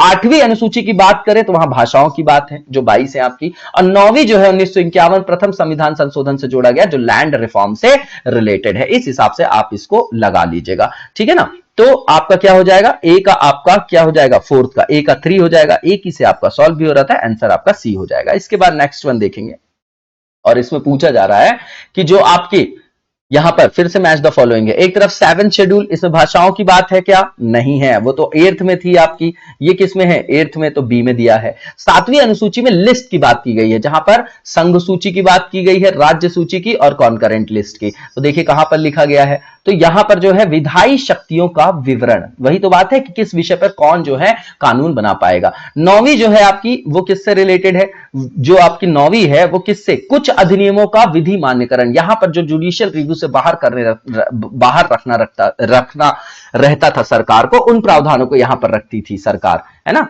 जो है आपकी 9वीं अनुसूची। फिर बाद में सुप्रीम कोर्ट ने अपने निर्णय में देखा कि भैया इसको भी वो रिव्यू कर सकती है। 10th शेड्यूल आपका दल बदल से रिलेटेड है, एंटी डिफेक्शन से रिलेटेड है, राजीव गांधी सरकार के दौरान लाया जाता है। बताइएगा कि कौन सा यह संशोधन था, 52वां है क्या? ठीक है, और इसका जो आंसर हो जाएगा आपका वो क्या हो जाएगा, ए का आपका क्या हो गया, सी हो गया। देखिए ए आप इसको अगर देख लेते तो वैसे भी ये आपका सॉल्व हो जाता, क्योंकि एक ही ऑप्शन में था, इसका आंसर आपका सी हो जाएगा। इसके बाद नेक्स्ट वन देखेंगे और इसमें पूछा जा रहा है कि जो राज्य में जो लैंड रिफॉर्म एक्ट हैं उनको कॉन्स्टिट्यूशनल जो है गार्ड करने के लिए किसके अंतर्गत इसको सम्मिलित किया गया था, किसके अंतर्गत? तो भैया 9वीं अनुसूची है आपकी, है ना? 9वीं अनुसूची है वो आपकी, ठीक। कौन सी है, 9th है वो आपकी शेड्यूल, ठीक है ना। इसके बाद जो नेक्स्ट वन है लैंड रिफॉर्म से, वो रिलेटेड भी आपको पता भी है। इसके बाद जो नेक्स्ट क्वेश्चन है हमारा, उसमें पूछा जा रहा है कि कौन सा जो विषय है वो कॉन्करेंट लिस्ट का है ना, समवर्ती सूची का विषय है। तो देखिए पुलिस नहीं है, आपराधिक मामले जो क्रिमिनल मैटर्स जो होते हैं वो आपके कॉन्करेंट लिस्ट के सब्जेक्ट के अंतर्गत आता है। रेडियो टेलीविजन विदेशी मामले, यहां तो जो है नेशनल सिक्योरिटी दिखाई दे रही है तो ये नहीं आएगा, ये सेंटर का डोमेन है, तो ये आपका क्रिमिनल मैटर्स आएगा, बी आएगा इसका आंसर, ठीक है ना। इसके बाद जो नेक्स्ट वन है, इसमें पूछा जा रहा है कि शिक्षा जो है प्रारंभ से राज्य सूची का विषय था, उसे समवर्ती सूची में कब जो है स्थानांतरित किया गया, तो 42nd अमेंडमेंट है आपका 1976 वाला, जिसको लघु संविधान भी बोला जाता है ना। इसके बाद जो है नेक्स्ट क्वेश्चन है, इसमें पूछा जा रहा है कि जो आपका भारत का संविधान है उसके अंतर्गत विषय और उसके संदर्भ में जो सूची है उसके बारे में मैच द फॉलोइंग बताइए। इस क्वेश्चन में पूछा जा रहा है, एक तरफ सब्जेक्ट दिए गए हैं, एक तरफ आपकी लिस्ट दी गई कि कौन सी लिस्ट से कौन सा संदर्भित है। वन की बात करें अगर, तो आपका ये किससे संदर्भित होना चाहिए, खुद ही दिमाग लगाएंगे आप तो समझ में आ जाएगा। यहां पर ये पूछा जा रहा है कि कौन सा सुमेलित नहीं है, ध्यान दीजिएगा, कौन सा करेक्टली मैच नहीं, तो ये तो आपका कंकरेंट लिस्ट का है, बिल्कुल ठीक। शेयर बाजार की बात करें तो समवर्ती सूची नहीं है आपका, ये सुमेलित नहीं है। बताइएगा कि इसमें नेशनल सिक्योरिटी का मुद्दा आएगा क्या, फाइनेंस के डोमेन में, है ना, तो ये सेंटर लिस्ट में आना चाहिए क्या या नहीं आना चाहिए, स्टेट लिस्ट में आना चाहिए, बताइएगा आप लोग कमेंट बॉक्स में, है ना। सेबी वगैरह देखते होंगे आप लोग, तो यही इसका आंसर होगा, यही गलत है। अगर आप पोस्ट ऑफिस सेविंग बैंक की बात करें तो ये सेंटर का डोमेन है। पब्लिक हेल्थ की बात करें और इससे रिलेटेड जो भी सोशल वेलफेयर से रिलेटेड जो आपकी स्कीम्स हैं, जो भी प्रोविजंस होते हैं, वो मैक्सिमम आप देखेंगे स्टेट गवर्नमेंट को, वहीं पर वो फंडिंग के लिए जो है बोलते हैं कि हमको फंडिंग कम मिलती है ना। तो ये राज्य सूची का विषय है, तो ये भी सही है, तो गलत बताना था, इसलिए आंसर आपका बी हो जाएगा। इसके बाद जो नेक्स्ट, इसमें जो है आपका पूछा जा रहा है, एक तरफ लिस्ट है और एक तरफ आपके सब्जेक्ट्स दिए गए हैं कि किसमें जो है आपका संदर्भित है, कौन सही तरीके से मिलेगा, मैच द फॉलोइंग है, हमको उसको मिलान करना है। सबसे पहले यहां पर पुलिस और सार्वजनिक व्यवस्था लिखी गई है, ये आपका स्टेट लिस्ट का विषय है। फिर उसके बाद यहां पर स्पेस रिसर्च की बात की गई है। देखिए ये जो है जब हमारा संविधान लागू हुआ तब ये विषय नहीं था रिसर्च का, है ना। आप देखेंगे कि स्पेस में रिसर्च का जो है धीरे धीरे फिर डेवलपमेंट होता है ना, 60 से जो है आपके जोरों शोरों से होने लग जाता है, तो ये आपका रेसिड्यूरी में आएगा। तो ए का आपका क्या हो गया, जो केंद्र सूची है वो आपका सेंसस हो जाएगा। बी का आपका क्या हो गया, 1 हो जाएगा। तो ए का 3 और बी का 1 देखिए कहां पर दिया गया है, तो ये जो आपका दिया गया है वो ए ऑप्शन में दिया गया है, इसका आंसर जो है होगा आपका ए हो जाएगा। समवर्ती सूची जो दिया गया उसके अंतर्गत आएगा पॉपुलेशन कंट्रोल और फैमिली प्लानिंग आएगा आपका, ठीक है ना। तो इस हिसाब से आप इसको लगा लेंगे। और जो केंद्र सूची के अंतर्गत आएगा वो क्या आएगा आपका, खुद ही बताइए आप, जो आपका सेंसस है वो आपका केंद्र सूची में आएगा। देखिए सेंसस जनगणना केंद्र सूची, पुलिस और सार्वजनिक व्यवस्था राज्य सूची, समवर्ती सूची जनसंख्या नियंत्रण और परिवार जो पॉपुलेशन कंट्रोल फैमिली प्लानिंग 75 के दशक में आप देखते भी हैं, है ना, संजय गांधी जी के टाइम पे इस प्रोग्राम को। और उसके बाद रेसिड्यूरी जो लिस्ट है उसके अंतर्गत स्पेस रिसर्च आएगा, तो आंसर आपका ए हो जाएगा। नेक्स्ट वन देखेंगे हम लोग, और इसमें पूछा जा रहा है कि जो 10वीं अनुसूची 10th शेड्यूल वो किससे रिलेटेड है, तो एंटी डिफेक्शन लॉ से रिलेटेड है। इसके बाद जो नेक्स्ट वन है ये आपका 1985 में लाया गया था, याद होगा, 52वां संविधान संशोधन। इसके बाद जो 7th शेड्यूल है उसके अंतर्गत जो भी यूनियन लिस्ट है उसमें किसका उल्लेख नहीं है पूछा गया है, ठीक है ना। सेंसस अभी देख लिया है, इंश्योरेंस, बैंकिंग और गैस की बात यहां पर की जा रही है, तो गैस जो है उसका उल्लेख यूनियन लिस्ट के अंतर्गत नहीं है, इसका आंसर आपका डी हो जाएगा। बाकी का है बैंकिंग, बीमा, है ना, सेंसस, ये यूनियन लिस्ट में। इसके बाद जो नेक्स्ट क्वेश्चन है इसमें पूछा जा रहा है कि जो 7th शेड्यूल है उसके अंतर्गत राज्य सूची में निम्न में से किसका उल्लेख है। एजुकेशन की बात करें तो ये 1976 में जो है आपका वो क्या होता है, उसमें उल्लेख किया जाता है, बताया जाता है कि समवर्ती सूची, तो ये जो है आपका ये क्या है, ये नहीं होगा इसमें, है ना। उसके बाद विद्युत भी उसके अंतर्गत नहीं होगा, ठीक है ना। जो रेलवे पुलिस है उसका जो है राज्य सूची के अंतर्गत उल्लेख है, ठीक है, तो इसका आंसर आपका सी हो जाएगा। फॉरेस्ट जो है वो भी आपका समवर्ती सूची में, तो ये भी नहीं होगा, तो आंसर आपका सी हो जाएगा। इसके बाद नेक्स्ट में पूछा जा रहा है कि जो आपका कौन जो है राज्य सूची में है उसको बताना है हमको, है ना, नीचे में से जो भी दिए गए हैं। तो रेलवे पुलिस अभी अभी देखा वही हो जाएगा इसका। कॉर्पोरेट टैक्स नहीं है, सेंसस नहीं है, और इकोनॉमिक और सोशल प्लानिंग भी नहीं है, ये सेंटर का डोमेन है, आप देखते होंगे। सेंसस वगैरह अभी हमने देखा भी है। इसके बाद जो नेक्स्ट वन है इससे पूछा जा रहा है कि 7th शेड्यूल जो है उसमें जो आपका लिस्ट 3 समवर्ती सूची है, कॉन्करेंट लिस्ट, उसमें कौन कौन से शामिल हैं। मतलब ये कि जो कॉन्करेंट लिस्ट में है वो कौन जो है नीचे दिए गए सब्जेक्ट्स में से है, उसको हमको आइडेंटिफाई करना है। तो भैया ये जो आपका schedule of the Indian constitution है ना, दंड प्रक्रिया की जो बात की गई है वो है इसके अंतर्गत सम्मिलित है, कॉन्करेंट के अंतर्गत है। इसका आंसर जो हो जाएगा आपका वो क्या हो जाएगा, ए हो जाएगा। ठीक है ना, जो क्रिमिनल प्रोसीजर दिया गया है इसके बारे में जो प्रावधान है ना, पूछा जा रहा है ना कि 7th शेड्यूल में कॉन्स्टिट्यूशन में जो आपका कॉन्करेंट लिस्ट का जिक्र किया गया है उसके अंतर्गत कौन सा विषय शामिल है, तो क्रिमिनल प्रोसीजर है ना, सीआरपीसी वगैरह पढ़ते होंगे आप लोग, तो दंड प्रक्रिया है वो आपका। ठीक है ना, इसके बाद जो नेक्स्ट क्वेश्चन है वो देखेंगे हम लोग, और इसमें पूछा जा रहा है कि जो कोहिलोवाद है आपका, है ना, कोहिलियो जो वाद है वो किससे रिलेटेड है, तो 10th शेड्यूल से रिलेटेड है आपका, एंटी डिफेक्शन से रिलेटेड है कि आपका 9th शेड्यूल से रिलेटेड है, किससे रिलेटेड है ये आपका केस वो बताना है। 7वीं 8वीं से तो नहीं ही है, इसमें कोई केस नहीं, इसमें आपको कंफ्यूजन होगा कि 10th से है कि 9th से है। तो ये आपका फेमस भी है 9th शेड्यूल केस के नाम से, तो ये आपका 9th शेड्यूल से रिलेटेड जहां पर लैंड रिफॉर्म की बात की गई है। ठीक है, तो आंसर सी हो जाएगा। इसके बाद जो नेक्स्ट वन है इसमें पूछा जा रहा है कि जो 6th शेड्यूल है वो किन किन स्टेट्स में जो आपका ट्राइबल्स के संदर्भ में जो एडमिनिस्ट्रेशन की बात की गई है 5th और 6th शेड्यूल में, तो 6th शेड्यूल में किस किस राज्य की चर्चा है मैंने पहले भी बताया था आप लोगों को, है ना, ये हमने जिक्र किया भी था। इसका आंसर क्या होगा, इसका आंसर आपका मेघालय, त्रिपुरा और मिजोरम हो जाएगा। ठीक है, बी हो जाएगा इसका आंसर। नेक्स्ट वन देखेंगे हम लोग, और जो नेक्स्ट क्वेश्चन इसमें पूछा जा रहा है जो 11th शेड्यूल है वो किससे रिलेटेड है, तो याद रखिएगा 11th जो शेड्यूल है आपका पीआरआई से रिलेटेड है, और जो 12th है आपका वो म्युनिसिपैलिटी से रिलेटेड है ना, तो लोकल एडमिनिस्ट्रेशन से दोनों है, एक 73rd अमेंडमेंट है, एक आपका 74th अमेंडमेंट है, तो ये रिलेटेड है पीआरआई से। आर्टिकल 40 डीपीएसपी में भी इसकी चर्चा है, आंसर आपका बी हो जाएगा। नेक्स्ट वन देखेंगे, और इसमें पूछा जा रहा है कि भारतीय संविधान को कितने भागों में बांटा गया है। बिल्कुल इजी है ये आपका, 22 पार्ट है आपके, कितने आर्टिकल से 395 है, कितने शेड्यूल है, तो भैया 12 है। इसके बाद जो नेक्स्ट है इसमें पूछा जा रहा है कि किस भाग में 3 सोपानों में पीआरआईस को बनाने की परिकल्पना की गई, तो 9वां भाग है। फिर 9th ए में क्या आएगा, कमेंट बॉक्स में बताइएगा, इसका आंसर आपका 9 आ जाएगा। ठीक है ना, और 9B में क्या है बताइएगा, कोऑपरेटिव सोसाइटी किस अमेंडमेंट से बनाया गया और किस पार्ट में है। इसके बाद जो नेक्स्ट क्वेश्चन इसमें पूछा जा रहा है कि कौन सा जो आपका भाग है भारतीय संविधान का उसमें स्टेट और सेंटर के बीच में जो लेजिस्लेटिव रिलेशन है, लेजिस्लेटिव जो रिलेशन है ना, लेजिस्लेटिव जो रिलेशन है, विधायी संबंध बोलते हैं, विधाती नहीं है, विधायी संबंध, विधि बनाने से संदर्भ जो है इसका, तो अध्याय 1 है ये आपका, और कौन सा भाग है बताइए, भाग बताइए आप लोग, तो ये भाग 11 है और अध्याय 1 इसका आंसर ए हो जाएगा। इसके बाद फिर आप देखेंगे वित्तीय संबंध है ना, प्रशासनिक संबंध है ना, तो वो भी याद रखना है हमको। वित्तीय के बारे में पूछा भी है 268 से 91, उसके पहले आपका एडमिनिस्ट्रेटिव है।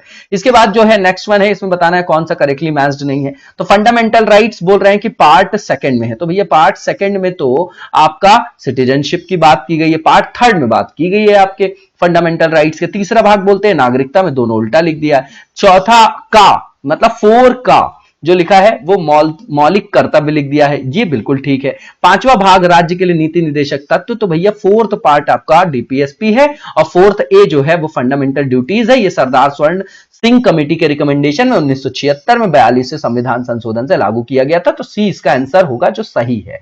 ठीक है, इसके बाद जो नेक्स्ट वन है इसमें पूछा जा रहा है कि जो मैच द फॉलोइंग करना है। एक तरफ संविधान का जो भाग 9 है वो किससे रिलेटेड है, अभी अभी हमने देखा, तो भाग 9 आपका पंचायत से रिलेटेड है, 9A जो है नगर पालिका से रिलेटेड है आपका, है ना, और जो 8वां भाग है आपका वो संघ क्षेत्र से रिलेटेड है, और 4 का जो है वो मूल कर्तव्य से रिलेटेड है। तो ए का आपका क्या हो गया, 3rd हो गया, एक ही ऑप्शन में था, आंसर आपका ए हो जाएगा। इसके बाद नेक्स्ट क्वेश्चन देखेंगे, और इसमें पूछा जा रहा है कि जो आपका भारतीय संविधान उसके अंतर्गत जो भी आपके पार्ट्स वगैरह हैं उससे करेक्टली मैच कौन सा नहीं है ये बताना है। 9 और 9 का बिल्कुल ठीक है, पीआरआईज और म्युनिसिपैलिटीज। 9 का कोऑपरेटिव सोसाइटी, बताइएगा कौन सा अमेंडमेंट है ये, 97th है क्या, कमेंट बॉक्स में बताइएगा। ट्रिब्यूनल्स की बात करें तो पार्ट 10 इन्होंने यहां पर लिखा है, ठीक है ना, जबकि ये गलत है आपका। पार्ट 10 में क्या है ये भी बताइएगा आप लोग। अब ये पार्ट 10 में कैसे आएगा, ये तो आपका आर्टिकल 323 में है, ये 243 की बात कर रहे हैं, तो कॉमन सेंस से भी आपका सॉल्व हो जाता है। इसका आंसर आपका डी होगा, लेकिन बताना है कमेंट बॉक्स में कि कौन से पार्ट में आपका ट्रिब्यूनल्स आते हैं। आर्टिकल 323 सब क्लॉज ए और सब क्लॉज बी। इसके बाद जो नेक्स्ट क्वेश्चन इसमें भी मैच द फॉलोइंग करना। फंडामेंटल राइट्स की बात करें तो ये आपका पार्ट 3 है ना, आर्टिकल 12 से 32 बोलते हैं, लेकिन एक्यूरेट देखेंगे तो 14 से फंडामेंटल राइट्स की बात होती है, और 35 तक है, लेकिन आपके राइट्स जो है वो 32 तक ही है। इसके बाद मौलिक कर्तव्य जो है वो 4A है। संघ की बात करें तो 5वां भाग है, उसमें पार्ट अलग अलग है ना, कार्यपालिका है, विधायिका है, न्यायपालिका है। उसके बाद आपात उपबंध जो है आपका वो कहां आएगा, 18th भाग में आएगा। तो इसका आंसर क्या हो जाएगा बताइए जरा। ए का आपका सेकंड हो जाएगा, एक ही ऑप्शन में था क्या, नहीं 2 में है। उसके बाद बी का आपका 1 हो जाएगा, ये भी है इसमें। फिर सी का आपका 4 हो जाएगा, ये भी है आपका, है ना, दोनों ऑप्शन सेम भी है, ठीक है ना। तो इसका आंसर आपका क्या हो जाएगा, ए और सी दोनों इसमें से लगा लीजिएगा आप लोग। कुछ मिस्टेक हो सकती है, आप लोग ध्यान दीजिएगा, है ना। बिल्कुल कॉन्सेप्ट सही है, फैक्ट सही है यहां पर। और इसके बाद जो नेक्स्ट क्वेश्चन है इसमें भी मैच द फॉलोइंग करना है। देखिए जो 15वां भाग है उसके बारे में पूछ रहा है, ठीक है ना। 16वां, 17वां और 18वां। 18वां अभी अभी देखा हमने, जो आपका इमरजेंसी से रिलेटेड है। देखिए डी का जो मतलब जो अभी अभी हमने देखा कि जो 18वां भाग है आपका, तो ये जो आपका 18th पार्ट है वो किससे रिलेटेड है आपका, वो आपका आपात उपबंध से रिलेटेड है, ठीक है ना। डी का 1 हो जाएगा। 15वां भाग जो है आपका वो इलेक्शन से रिलेटेड है आपका, तो ए का आपका क्या हो जाएगा, 4 हो जाएगा, ठीक है। उसके बाद अगर आप देखेंगे कि जो आपका यहां पर क्या दिया गया है, 17th नंबर का पार्ट दिया गया है, ये रिलेटेड है आपका राजभाषा से, तो सी का आपका क्या हो जाएगा, 2 हो जाएगा। और उसके बाद जो संविधान का जो भाग यहां पर क्या लिखा गया है, देखिए 16वां भाग हो गया आपका। 16 जो हो गया वो किससे रिलेटेड है, 16 कुछ वर्गों के संबंध में विशेष उपबंध, मतलब कुछ स्पेशल प्रोविजंस किए गए, स्पेशल प्रोविजंस किए गए रिगार्डिंग सर्टेन क्लास, तो ये आपका 16 हो जाएगा। तो बी का आपका क्या हो जाएगा, 3rd हो जाएगा। बी का आपका 3rd हो जाएगा और ए का आपका क्या हो जाएगा, 4th हो जाएगा। देखिए किसी ऑप्शन में नहीं है क्या, है बिल्कुल है। और सी की बात करें अगर हम, तो ये 1 हो जाएगा। और डी की बात करेंगे हम लोग, देखिए ध्यान से दिखेगा, यहां पर कंफ्यूज होने की बिल्कुल आवश्यकता नहीं है ना। ये यहां पर बिल्कुल याद रखिएगा, बिल्कुल पार्ट वाइज याद कर लीजिए आप लोग, आपको प्रॉब्लम ही नहीं होगी किसी तरीके की। संविधान के 15वें भाग की बात करें, इलेक्शन है। संविधान के 16वें भाग की बात करें तो कुछ वर्गों के लिए जो है विशेष उपबंध है। अगर 17th नंबर की बात करें, है ना, आर्टिकल 350 वगैरह देखते होंगे तो राजभाषा से रिलेटेड है। और संविधान का जो भाग 18 है हमने देखा कि आपात उपबंध से, तो डी में देखिए 1, 2 में है, ठीक है ना। अब देखिए ए का जो है आपका जो 15वां भाग है वो 4 कहां दिया गया है, तो ये दिया गया है, ठीक है ना। डी का 1 जो है यहां पर कहीं नहीं दिया गया है, यहां पर टाइपिंग मिस्टेक है। आपको जो मैंने बताया उस हिसाब से लगा लीजिएगा। निर्वाचन आपका 15वें पार्ट में है, ठीक है। 16वें पार्ट में आपका सर्टेन प्रोविजंस किए गए हैं, स्पेशल प्रोविजन सर्टेन क्लास के लिए, ठीक है। 17th नंबर का जो पार्ट है राजभाषा से रिलेटेड है और 18th नंबर का पार्ट जो है इमरजेंसी से, आर्टिकल 352, 356 और 360, ठीक है ना। इसके बाद जो नेक्स्ट क्वेश्चन उसको देखेंगे, यहां पर भाग 16 जो है पूछा जा रहा है किससे संदर्भित है, तो अभी अभी देखा हमने, स्पेशल प्रोविजंस किए गए हैं सर्टेन क्लास के लिए। इसका आंसर आपका क्या हो जाएगा, तो डी इसका आंसर हो जाएगा। नेक्स्ट जो क्वेश्चन है इसे पूछा जा रहा है कि जो भारतीय गणतंत्र है उसकी 26/1/1950 को सही संवैधानिक वस्तु स्थिति क्या थी। जब संविधान लागू किया गया था तब भारतीय गणतंत्र को किस तरीके से देखा गया, तो संपूर्ण प्रभुत्व संपन्न लोकतंत्रात्मक गणराज्य, मतलब सोवरेन सेक्युलर डेमोक्रेटिक रिपब्लिक, ठीक है ना। तो ये आपका कहां लिखा गया है, देखिए सोवरेन सेक्युलर डेमोक्रेटिक रिपब्लिक, इसका आंसर आपका सी हो जाएगा, है ना। ये प्रीएम्बल में भी पढ़ते होंगे आप लोग। इसके बाद जो नेक्स्ट वन है, और ये टर्मिनोलॉजी बहुत इंपॉर्टेंट है मेंस की किसी सीरीज में, इसको क्या करेंगे, विस्तार से देखेंगे। इसके बाद जो नेक्स्ट वन है कि प्रीएम्बल में कितने प्रकार के न्याय, स्वतंत्रता, समानता और भातृत्व, है ना, जो हार्मनी की बात करते हैं, ब्रदरहुड की, फ्रेटर्निटी, लिबर्टी और इक्वालिटी, उसका उसी क्रम में उल्लेख किया गया है, उस हिसाब से बताइए आप। जो 4 चीजें हैं, न्याय, स्वतंत्रता, समानता, भातृत्व, तो उसका क्रम बताइए, यहां पर बताया जा रहा है, ठीक है ना। तो इसमें जो सबसे पहले आएगा आपका वो क्या आएगा, वो आपका समानता आएगा। फिर उसके बाद क्या आएगा आपका, बताइए जरा इसमें, यहां पर ध्यान से देखिएगा, ध्यान से देखने की जरूरत है कि यहां पे पूछा जा रहा है कि कितने, how many types of justice, न्याय कितने, स्वतंत्रता कितने, समानता के कितने संदर्भ और भातृत्व के। तो न्याय की बात करेंगे आप तो कैसी, राजनीतिक, आर्थिक और सामाजिक न्याय की वहां पर बात की गई। तो 3 एक ही ऑप्शन में था, आंसर यहीं से मिल जाता। उसके बाद स्वतंत्रता की बात करें तो विचार, अभिव्यक्ति, विश्वास, धर्म और उपासना की स्वतंत्रता की बात की गई, तो आंसर आपका ए हो जाएगा, ठीक है ना। इस हिसाब से भी क्वेश्चंस फ्रेम किए जाते हैं। इसके बाद जो नेक्स्ट वन है, इसे पूछा जा रहा है कि कौन से शब्द जो है, वर्ड्स जो है इंडियन कॉन्स्टिट्यूशन में 42nd अमेंडमेंट से जोड़े गए हैं। है ना। तो समाजवाद जो वर्ड है, पंथ निरपेक्षता है, इसमें कौन सा वर्ड जो है जोड़ा गया है उसको यहां पर हमको बताना है, ठीक है ना। तो देखिए यहां पर कूट वाले क्वेश्चन है, तो आपको पता है कि ग्राम स्वराज तो यहां आएगा नहीं इस अमेंडमेंट से, संपूर्ण प्रभुत्व संपन्न भी नहीं आएगा, तो 1 और 3 इसका आंसर आपका बी हो जाएगा। सोशलिस्ट और सेकुलर, सेकुलर का मतलब पंथ निरपेक्षता से है, धर्म निरपेक्षता से नहीं, आंसर बी होगा इसके 1 एंड 3 ओनली। इसके बाद जो नेक्स्ट क्वेश्चन इसमें पूछा जा रहा है कि जो सेकुलर और जो सोशलिस्ट वर्ड है प्रियम्बल में वो किस अमेंडमेंट से जोड़ा गया, तो भैया 42nd अमेंडमेंट है ये आपका, 42वां संविधान संशोधन 1976 है।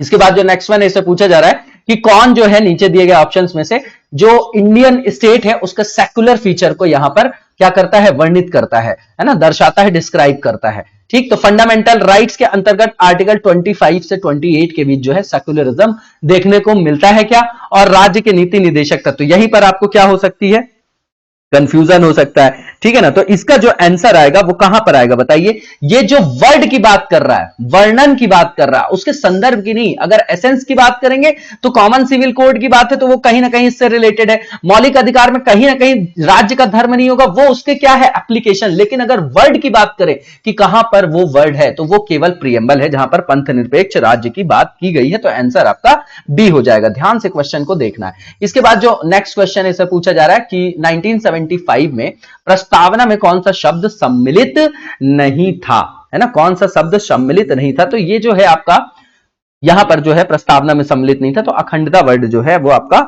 नहीं था सम्मिलित। या इंटीग्रिटी की बात करें तो डी इसका आंसर हो जाएगा। इसके बाद जो नेक्स्ट वन है इसमें पूछा जा रहा है कि जो प्रियम्बल है, उद्देशिका है, उस पर जो तरीके के दर्शनों का जो है वहां पर पूरे संपूर्ण दर्शन का उल्लेख किया गया, तो उसके जो उस संदर्भ में यहां पर सेंटेंस है उसमें विचार करना है और बताना है कि इनमें से कौन सा सही है। पहला ये कि पंडित नेहरू द्वारा जो ऑब्जेक्टिव रिजोल्यूशन था वो अंततोगत्वा उद्देशिका बना, सही है क्या आपका, ये बिल्कुल ठीक है। दूसरा ये कि इट इज नॉन जस्टिशिएबल, ये भी ठीक है। तीसरा ये कि it can't be amended, it can't be amended मतलब इसका संशोधन नहीं किया जा सकता। ऐसा नहीं हर जगह हर पार्ट का संशोधन जो है वो किया जा सकता है। लास्ट बात यह है कि it can not repeal specific provisions of the constitution. तो 1, 2 और 4 इसका आंसर आपका बी हो जाएगा, है ना। सी जो है वो संदर्भित नहीं होगा। इसके बाद जो नेक्स्ट क्वेश्चन, हालांकि ये संविधान का पार्ट है, ठीक है ना, इसके लिए कौन सा केस है जिसमें बोला था सुप्रीम कोर्ट ने, माननीय सुप्रीम कोर्ट ने कि संविधान का पार्ट है आपका प्रस्ताव, मिनर्वा मिल्स है, कौन सा केस है बताइएगा जरा कमेंट बॉक्स में।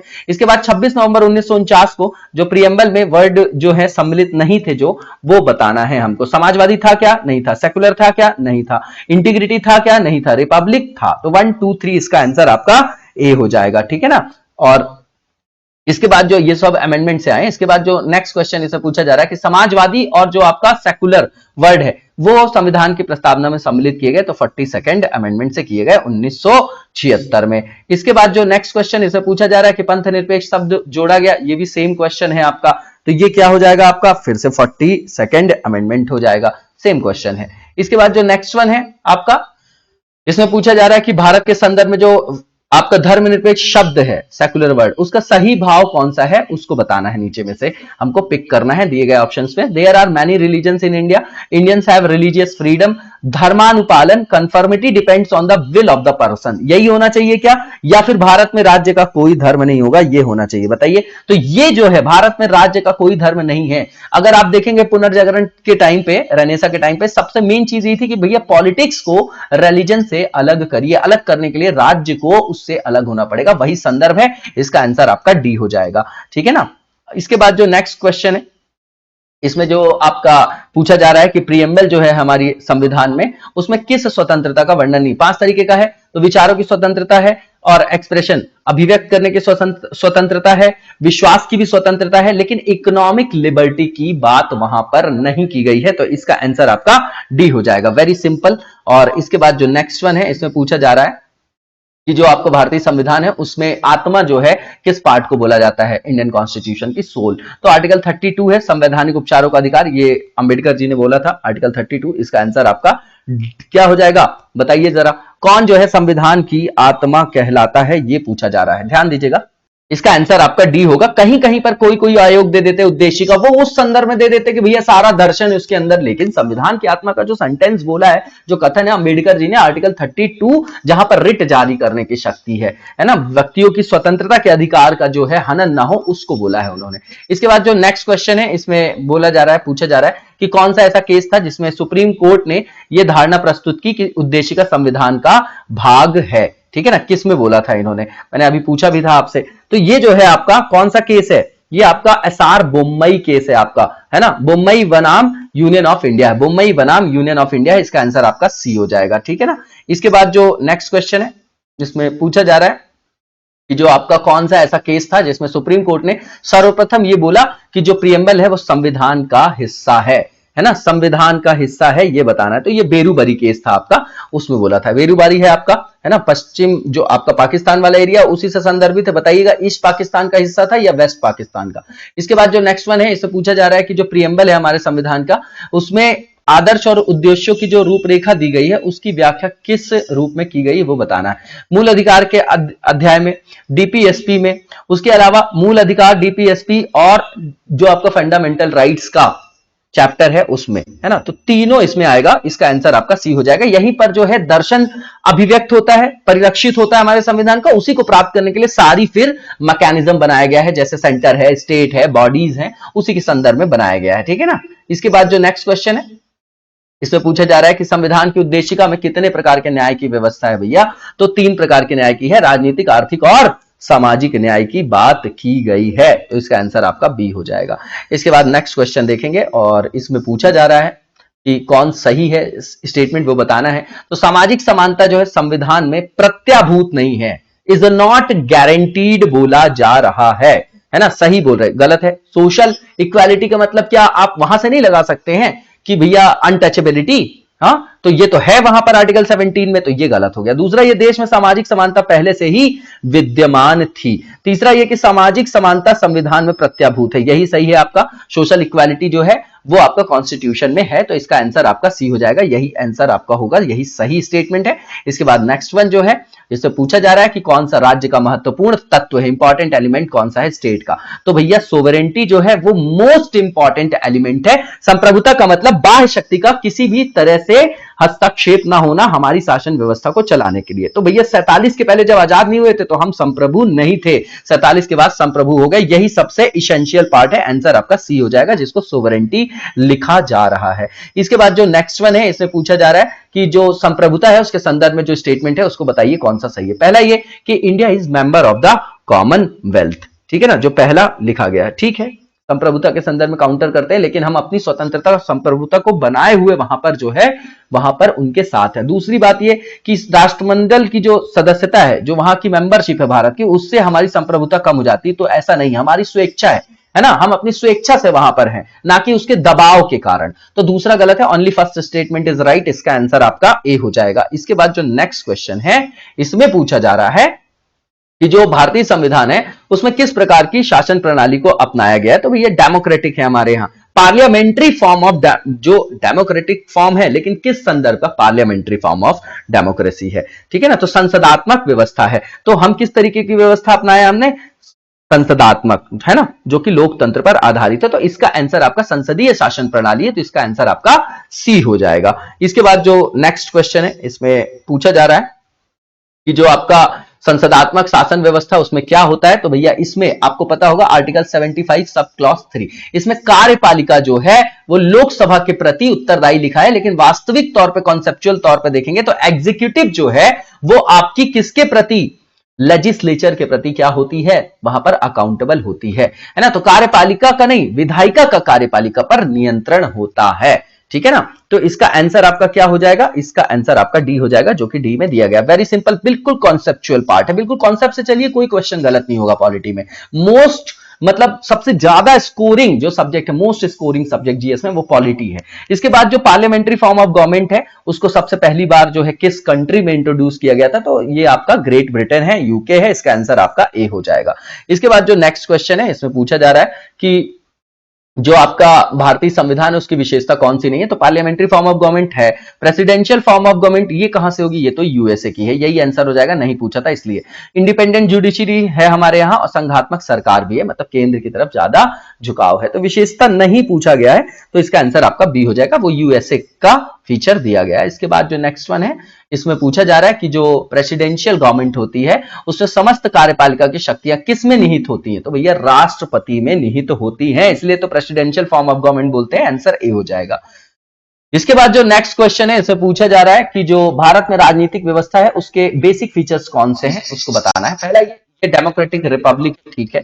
दूसरा यहाँ पर पार्लियामेंट्री फॉर्म ऑफ गवर्नमेंट है, ये भी ठीक है। सर्वोच्च सत्ता जो है वो कहां पर है? तो भारत की पीपल्स में, आम भारत की जनता में नहीं थे, ये भी ठीक है। और ये जो है यूनिफाइड अथॉरिटी प्रदान करती है, तो यूनिफाइड नहीं है भैया, ये गलत है आपका। झुकाव भले सेंटर की तरफ है लेकिन यूनिफाइड नहीं बोल सकते। तो 1 2 3 इसका आंसर आपका बी हो जाएगा। नेक्स्ट क्वेश्चन में पूछा जा रहा है कि जो आपका नीचे स्टेटमेंट दिया गया उसमें से इस सही को, करेक्ट वन को हमको पिक करना। पहला ये कि इंडिया डेमोक्रेटिक पॉलिटी है, ठीक है, सोवरेन स्टेट है, डेमोक्रेटिक सोसाइटी है यहां पर, और वेलफेयर स्टेट है। तो डेमोक्रेटिक सोसाइटी में जो है आप ध्यान से देखिएगा कि होना चाहिए क्या? बिल्कुल होना चाहिए, क्योंकि हमारे यहां विभिन्न धर्म, वंश, जाति, लिंग, है ना, तरीके तरीके की हमारे यहां बहुत तरीके की विविधता है जिसको मल्टीकल्चरलिज्म बोला जाता है ना। तो इसका आंसर क्या हो जाएगा? ऑल होना चाहिए, इसका आंसर आपका डी ऑल हो जाएगा।